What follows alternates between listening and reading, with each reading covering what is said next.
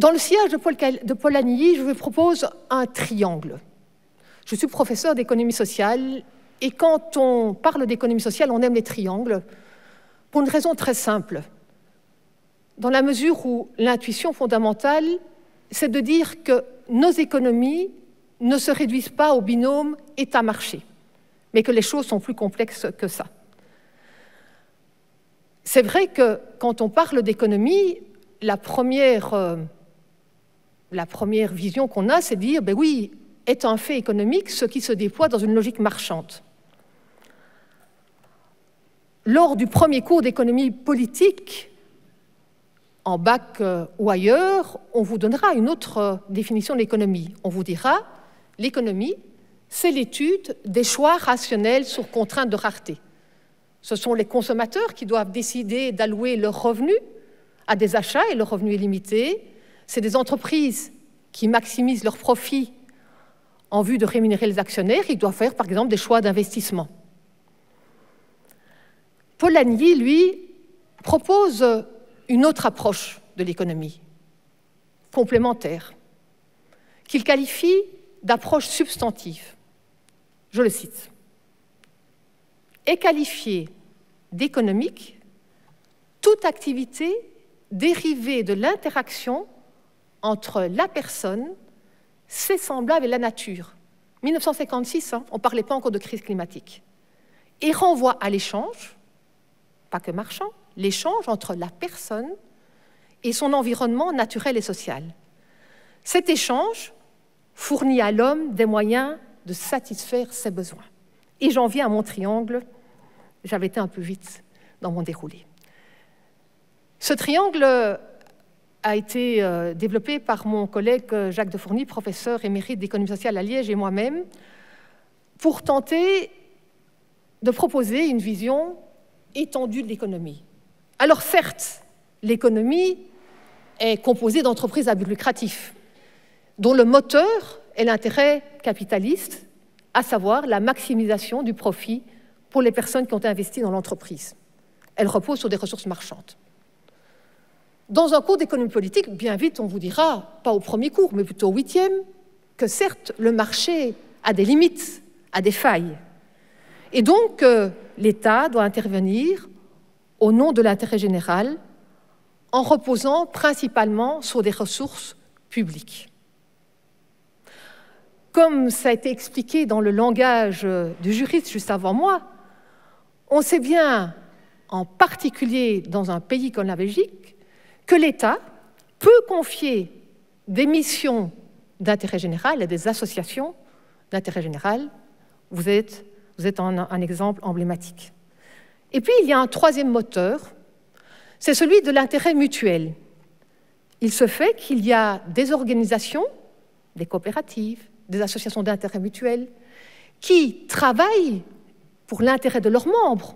Pensons à un club sportif ou à une coopérative de travailleurs ou d'usagers.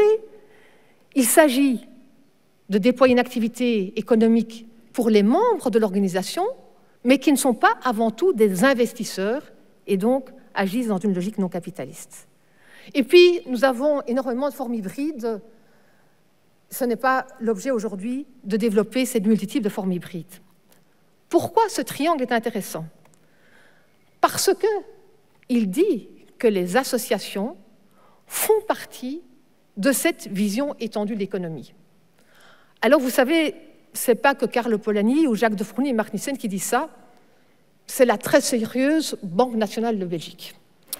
Et oui, la Banque nationale de Belgique, sous l'impulsion de la recherche en économie sociale, développe ce qu'elle appelle un compte satellite des associations tous les 3 ans pour mesurer le poids économique des associations. On y trouve des statistiques en termes de valeur ajoutée, d'emploi, de comptes de toute nature.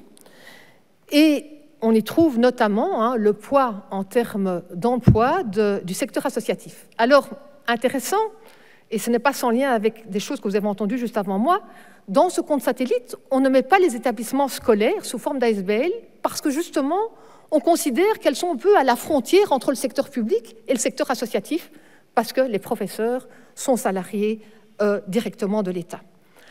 Donc, ce secteur associatif, hors établissement scolaire, occupe près de 500 000 salariés, 12,6% de l'emploi salarié.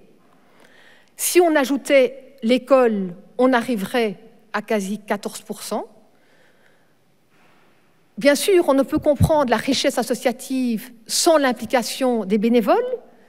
Et suivant une étude de la Fondation Roi-Baudouin, nous avons plus d'1 million de Belges qui sont actifs dans le secteur associatif. Et donc, voilà quelques chiffres qui montrent bien le poids économique des associations. Ce schéma-ci est aussi intéressant. Il montre le taux de croissance des emplois dans l'économie sociale. Alors, je ne vais pas faire un cours sur l'économie sociale, sinon je vous tiendrai jusqu'à 5 heures un vendredi, ça ne va pas du tout. Mais retenez que l'acteur le plus important dans l'économie sociale, c'est le secteur associatif. Et ce taux de croissance de l'emploi, qu'est-ce qu'il montre ici? Il montre qu'entre 2016 et 2020, l'emploi a cru plus vite, beaucoup plus vite, dans le secteur associatif que dans l'économie classique, qui est restée, vous voyez, plus ou moins, hein, c'est une base, hein, il y a une base 100, vous voyez, en 2016. Vous voyez que dans l'économie classique, l'emploi est resté plus ou moins au même niveau et qu'il y a une augmentation de 6% dans le secteur de l'économie sociale.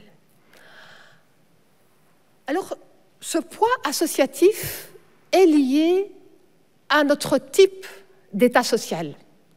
Nous sommes dans un État qu'on appelle social de type corporatiste, bismarckien ou assurantiel, développé de manière importante, mais qui confie à des associations des tâches d'intérêt général.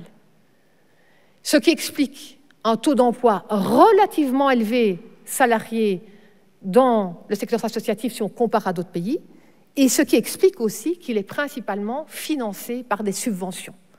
En quelque sorte, le secteur associatif est partenaire de l'État social. Si vous allez à droite de la slide, vous avez les États de type sociodémocrate ou universaliste, hein, les pays, par exemple les pays nordiques comme la Suède, où bien sûr le développement de l'État est très important aussi. Mais à la différence d'un État comme la Belgique, c'est l'État qui non seulement finance, mais produit aussi les services d'intérêt généraux. Alors, ça ne veut pas dire que le secteur associatif n'est pas présent, il est très présent.